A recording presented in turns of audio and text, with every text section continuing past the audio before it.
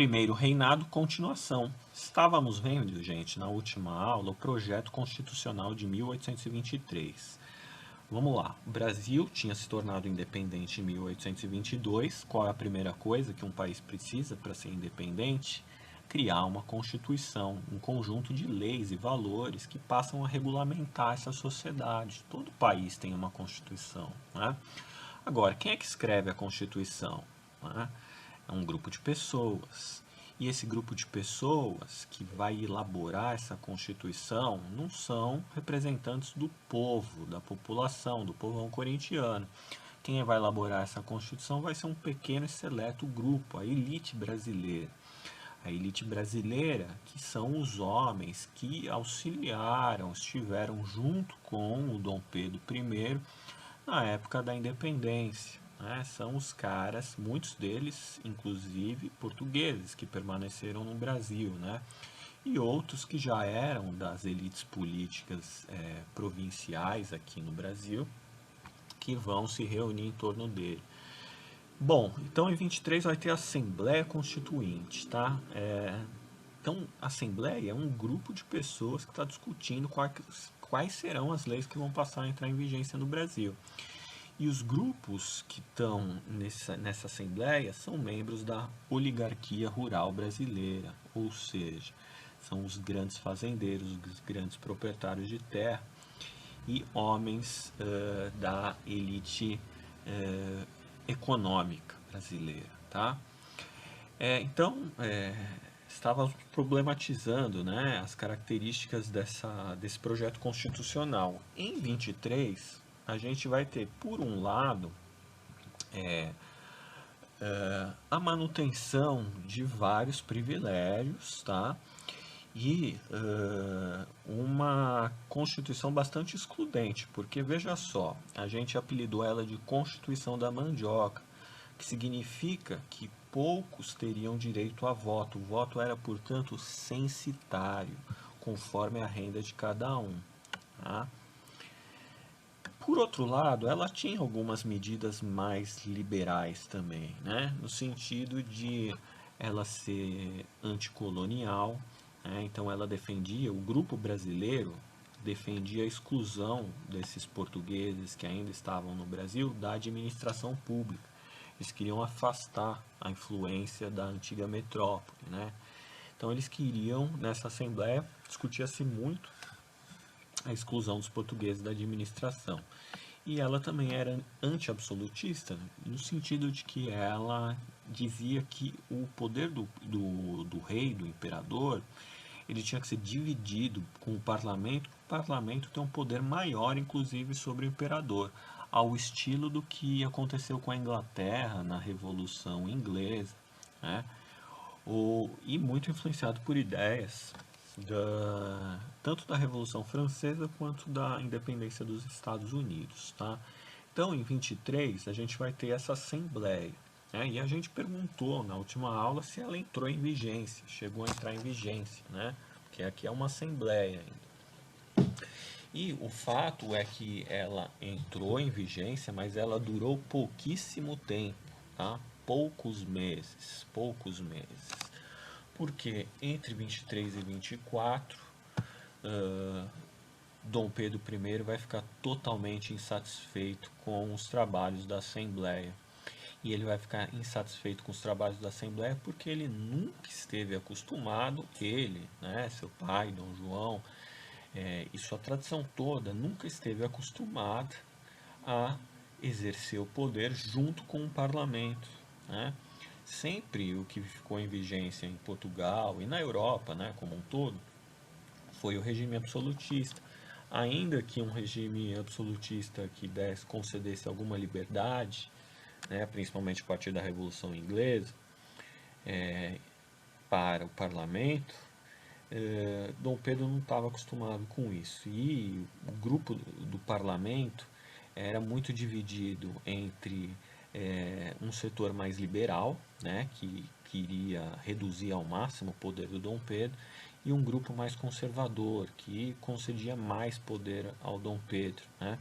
Era mais ligado às oligarquias, às aristocracias, O grupo liberal também era muito mais ligado a essa classe econômica dominante no Brasil, mas ele era um pouco mais liberal, tá? Ele concedia algumas liberdades maiores, né? E isso passou a incomodar o Dom Pedro I em 23, né? Tanto é que em 24, veja só o que vai acontecer, 24 a gente vai ter a, o cancelamento da Constituição de 23, tá? E aí, em 24, Dom Pedro vai outorgar uma nova Constituição, a outorga da nova Constituição. Outorga é o termo técnico, tá? E significa imposição. Ou seja, Dom Pedro vai cancelar, vai fechar o parlamento, vai cancelar as atividades do executivo e vai impor uma nova Constituição para o Brasil. Na verdade, ele vai reescrever a de 23, tirando todas as liberdades e concedendo maior centralização de poder para ele. E olha só como é interessante, né? Coisas do Brasil. Na Constituição existia o poder executivo, legislativo e judiciário, né? Tal como já vinha ali tal como proposto ali na Revolução Inglesa, tal como proposto na Revolução Francesa, né? Executivo, legislativo e judiciário. Significa, né, o executivo ele está ligado ao imperador e os seus ministros, né, são os caras que executam as ações, né, tem o Ministério da Fazenda, o Ministério da Economia, o Ministério das Relações Internacionais, né, a parte que cuida tanto da diplomacia quanto das políticas públicas. O legislativo, né, que ele é bicameral, né, duas câmeras, uma formada pelos deputados e outra formada pelo Senado, são os caras que discutem, elaboram as leis, aprovam, vetam, né, o que vai ser executado. E o judiciário, que seria o terceiro poder, formado ali por juízes federais, que são os caras que fazem a intermediação entre o executivo e o legislativo, né?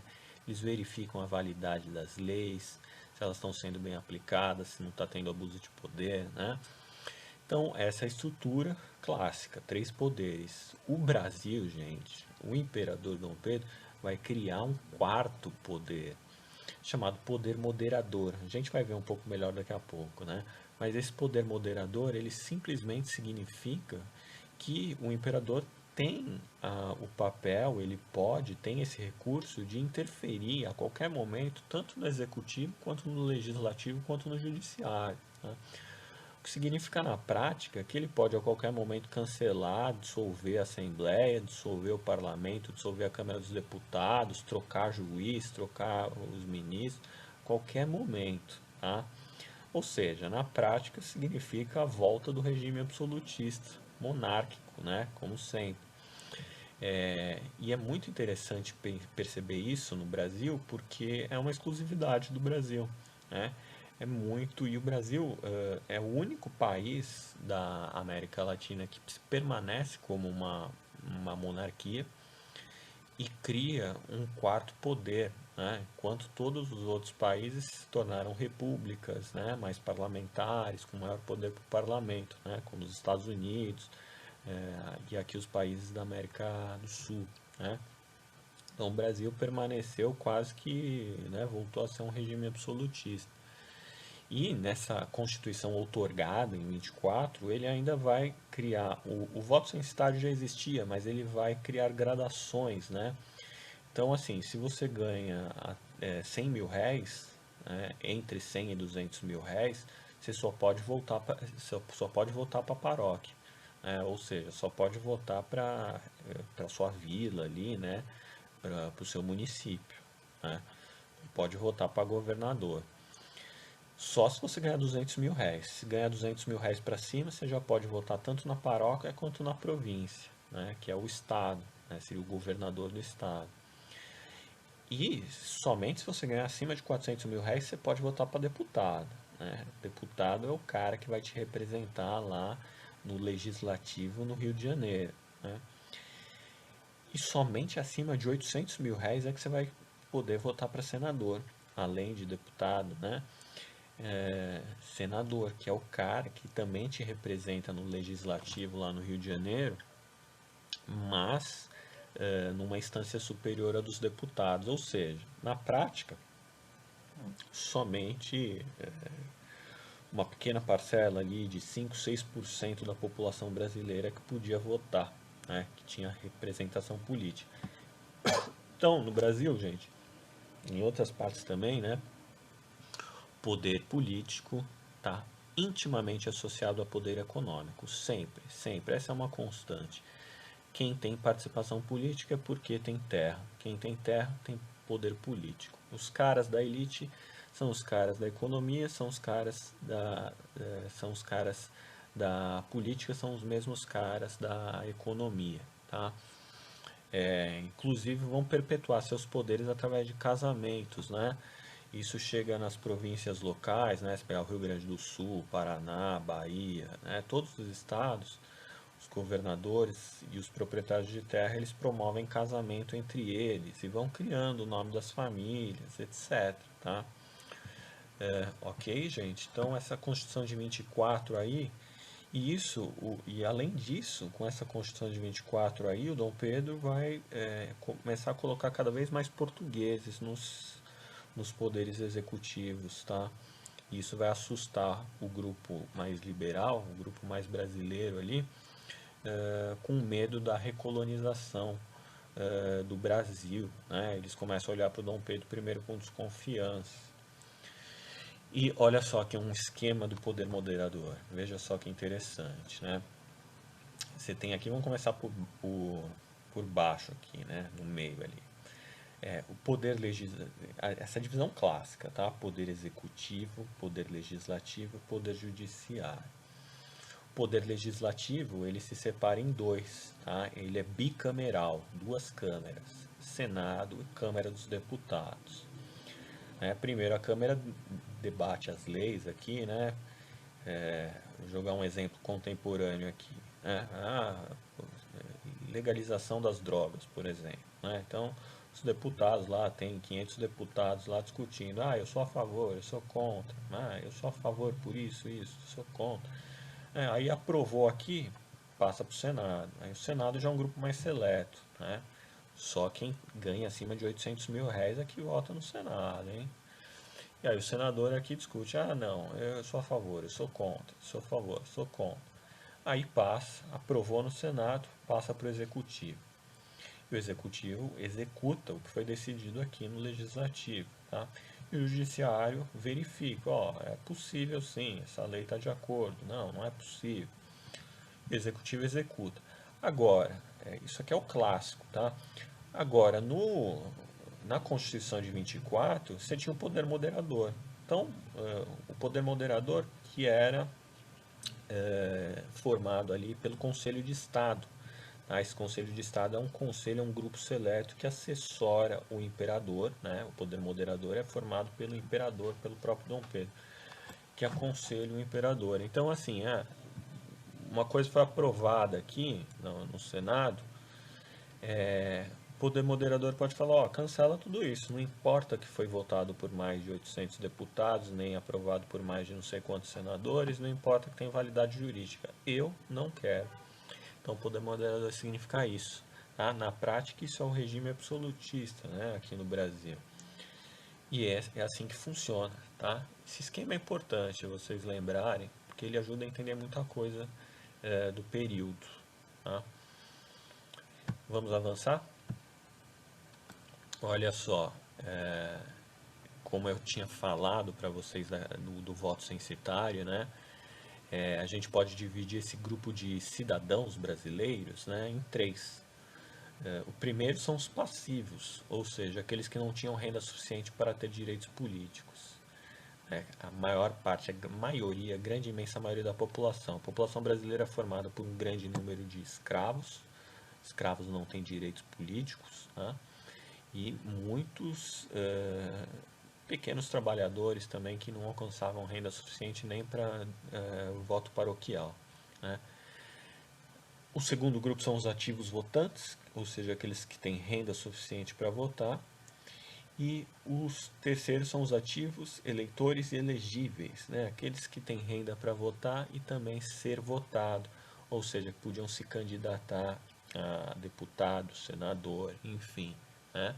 Então essa é a estrutura aí do esquema político vigente no Brasil pós-independência, tá? Isso aí vai causar descontentamento, tá, gente? O primeiro reinado não vai ser também um período pacífico, tá? A gente já falou que houve ali, né, o reconhecimento da independência não vai ser de imediato, né? Isso vai gerar alguns conflitos locais, né, principalmente no Pará, na Bahia, que ainda se mantiveram mais próximos de Portugal do que do próprio Dom Pedro, né? Mas também você vai ter movimentos separatistas, né? Como por exemplo a Confederação do Equador, né? O que foi a Confederação do Equador, gente? Foi um grupo de províncias brasileiras, tá? Ali no Nordeste brasileiro, tá? Não confundir isso, que tem o nome Confederação do Equador, mas ela se refere às províncias do Nordeste brasileiro, né? Não todas, né? Mas algumas, como Ceará e Pernambuco, né? Pará, que vão se rebelar contra o poder centralizado de Dom Pedro, principalmente após essa outorga da Constituição de 24, que acaba com a autonomia das províncias, né, centraliza demais o poder nele. E aí as elites locais vão querer se separar e vão querer adotar a Constituição, tá, do Equador, que era uma Constituição muito mais liberal que a do Brasil. Era uma Constituição que dizia que o parlamento tem poder, que conferia maior igualdade, maior autonomia aos estados, tá? Então por isso que se chama Confederação do Equador, porque esse grupo de províncias, ele queria se separar do Dom Pedro e se separar do Brasil e adotar a Confederação do Equador, né? A Constituição do Equador. Por isso que chama-se Confederação do Equador, os estados confederados ali que vão querer se rebelar, tá?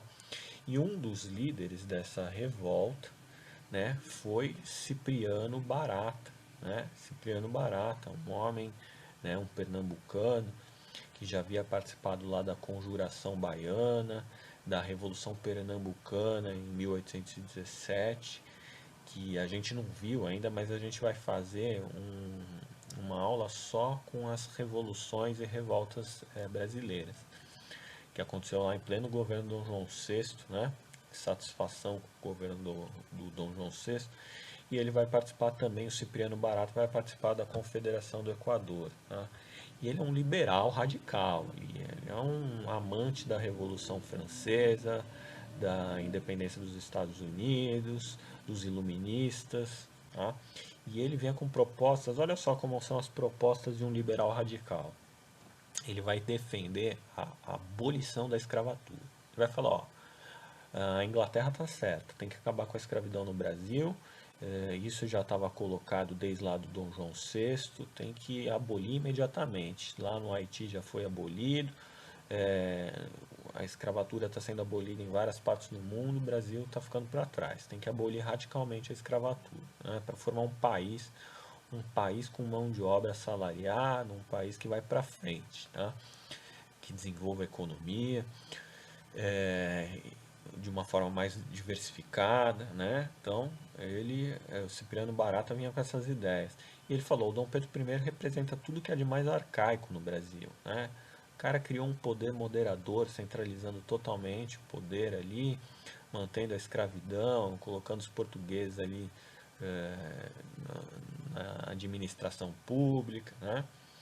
Então ele foi um grande difusor dessas ideias que começaram a contagiar a galera lá nos outros estados, nas outras províncias, né?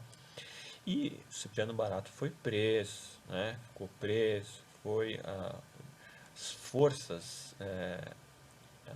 armadas, digamos assim, né? Não havia um grande exército brasileiro, mas as forças leais ao Dom Pedro o perseguiram, né? E aí o Cipriano Barata acabou sendo preso. Merece Confederação do Equador não foi uma coisa também pontual, tá? Foi uma coisa que a gente merece dar uma olhada mais profunda nisso aí também, tá? Separadamente, né? Outro líder da Confederação do Equador foi o Frei Caneca, né? Frei Caneca todo mundo conhece porque é nome de shopping, nome de rua, mas Frei Caneca foi um líder da Confederação radical também, né? Ele condenou, veja só, o que, que ele estava se opondo, o Frei Caneca, né? Joaquim do Amor Divino Rabelo, condenando a outorga da Constituição em 24 por Dom Pedro, né? Mesma coisa que o Cipriano Barata. E o Frei Caneca ele editava um jornal chamado Tifes Pernambucano, onde ele difundia essas ideias, fazia crítica ao imperador e defendia os ideais liberais radicais, né? Ele dizia também que os senadores não podiam ter mandatos vitalícios, ou seja, o senador não tinha, não é igual hoje que o cara fica lá 8 anos. Não, naquela época ficava até morrer, né? E ele se opunha radicalmente ao poder moderador, né? Essa invenção aí do Dom Pedro para reduzir o equilíbrio de poderes do executivo, legislativo e judiciário, né? Não deu outra. Frei Caneca também, ó. O que vai acontecer com Frei Caneca, Cipriano Barata, né? Primeiro que eles vão deflagrar a revolução mesmo, tá? Olha só os estados que vão aderir. Pernambuco. Pernambuco é o estado mais passou por é um dos estados mais rebeldes e um dos mais intelectualizados do Brasil, tá, gente? Desde aquela época. A cultura liberal é muito forte ali. Pernambuco tem uma cultura forte, uma cultura desde lá dos tempos da invasão holandesa.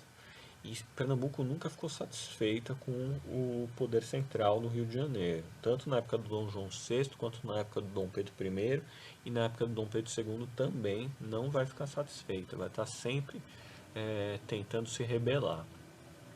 Mas junto com Pernambuco, ó, vai aderir também o Sergipe, vai aderir Alagoas, Paraíba, Rio Grande do Norte, Piauí e Maranhão, né? Quase todos os estados do Nordeste, com exceção da Bahia, tá? E junto com essa crítica ao Dom Pedro vinha também a crítica à escravidão, né? Alguns grupos eram a favor da escravidão, tá? Não dá para dizer que a Confederação do Equador foi homogênea. Você tinha grupos que defendiam a manutenção da escravidão, outros que já eram contra, tá? E ela chegou a ser deflagrada, né? E teve ela perdeu muito do seu, do seu apoio, digamos assim, quando as elites locais, né, elas abandonaram essa confederação, porque as elites locais elas concordavam com a crítica ao imperador, mas elas não concordavam com o fim da escravidão. Então isso acabou separando esse movimento, né? E aí o governo vai responder, ó como que o governo vai responder, né? Dom Pedro I vai enviar tropas, tá, para combater esses rebeldes e vai derrotar esse movimento, vai punir seus líderes, vai prender seus articuladores, tá? E vai colocar o Frei Caneca, vai amarrar o Frei Caneca e vai executá-lo em praça pública, né? E olha só, diz a história que o Frei Caneca era tão querido, foi um líder tão assim contagiante, que os carrascos ninguém queria executar o Frei Caneca. Teve o maior problema lá porque ninguém queria enforcar o Frei Caneca, né? E aí ninguém queria enforcar, depois ia ser tiro, aí também ninguém queria atirar. Deu um baita de um problema ali para executar o Frei Caneca, tá? Uma história à parte aí também que merece a gente dar uma examinada. Mas o significado dessa Confederação do Equador é muito interessante, é muito importante a gente ter em vista isso. Ela foi um movimento de reação ao centralismo político do imperador Dom Pedro I. É uma reação liberal a uma medida conservadora do Dom Pedro I, né? Uma medida absolutista, né? Então, envolveu várias províncias, como a gente viu, tá? Então, vamos dar uma olhada aqui no que vai acontecer daqui para frente com o fim do primeiro reinado, né? Chegando depois, principalmente depois dessa confederação do Equador, né? A confederação do Equador vai ser derrotada, ok, mas isso vai deixar uma profunda marca nesse primeiro reinado aí, porque embora tenha o Frecaneco, o Cipriano Barata tenham sido derrotados, as ideias ficaram vigentes, né? E a imagem, querendo ou não, mostrou também que as elites locais não estavam de todas satisfeitas com o Dom Pedro I, né? E aí a gente vai ter mais um fator agravante, que é a derrota do Brasil na Guerra da Cisplatina. Vocês se lembram lá nas aulas de Dom João VI, que a gente falou da Cisplatina, que é o território do Uruguai?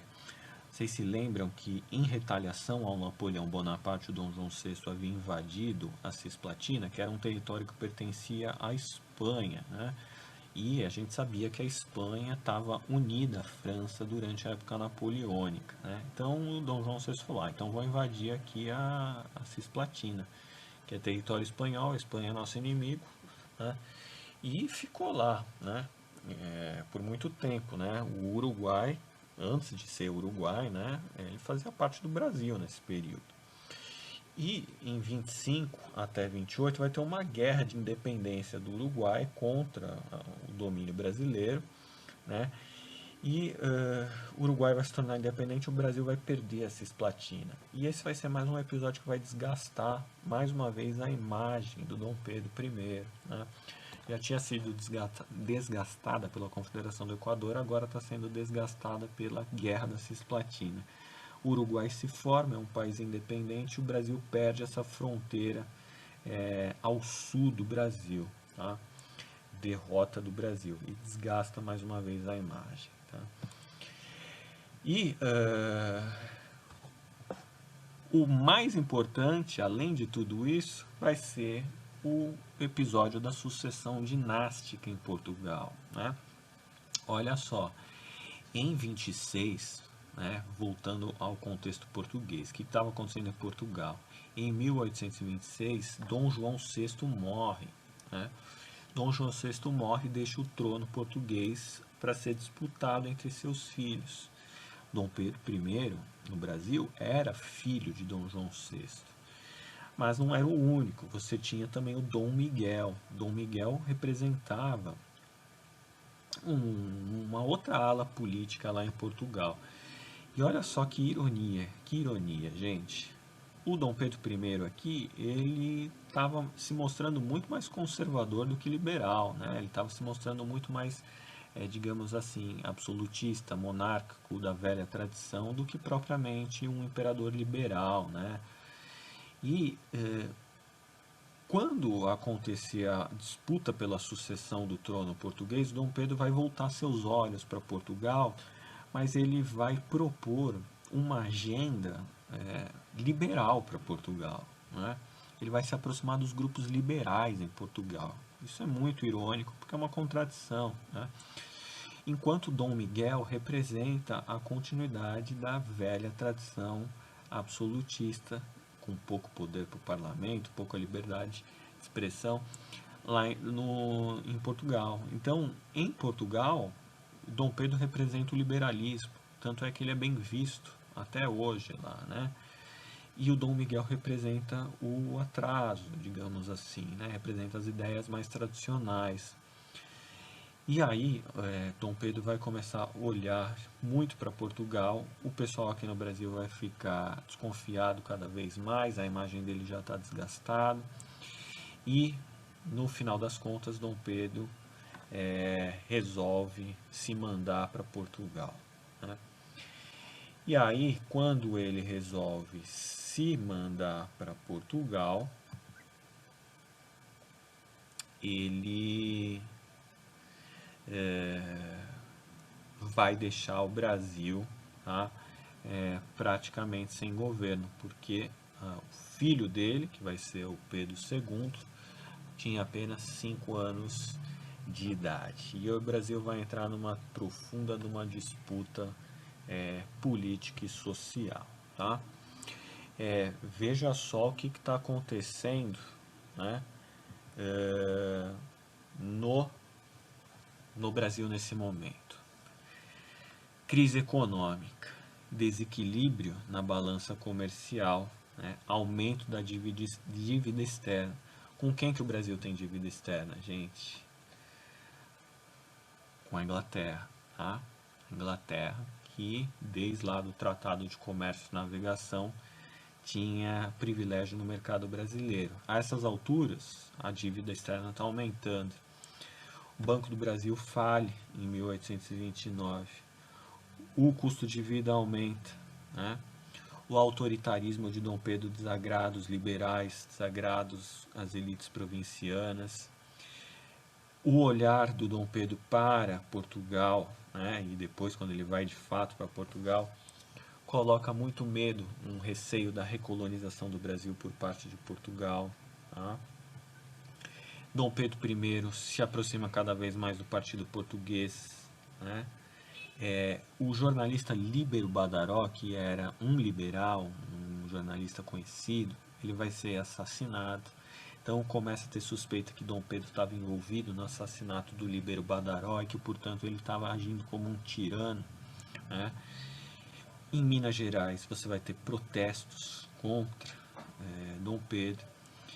E o Dom Pedro, a única tentativa, a última tentativa de resgatar a imagem do Dom Pedro vai ser quando ele vai lá para Minas Gerais, a galera estava muito brava com ele vai para Minas Gerais tentar fazer uma média com a população lá.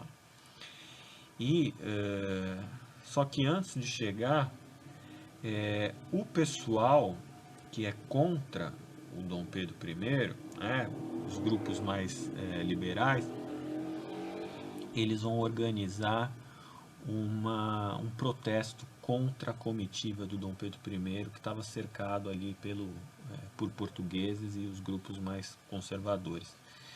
E aí a gente vai ter a famosa Noite das Garrafadas, que vai ser uma briga violentíssima entre os defensores de Dom Pedro e os críticos de Dom Pedro. Essa noite se chama Noite das Garrafadas, acontece em 13 de março de 1861, né? E ela acontece porque a briga vai ser, um grupo vai ficar tirando garrafa no outro, né? Garrafas de vinho, uns nos outros. Com detalhe, as garrafas estavam todas cheias. Né? Então imagine só tomar uma garrafada de vinho cheia na sua cabeça. Né? Então é esse tipo de episódio que a gente está falando, ok? E aí a situação fica insustentável, né? E o Dom Pedro tenta nomear um novo ministério, fazer uma média, colocar brasileiros no lugar de portugueses de novo, mas aí já está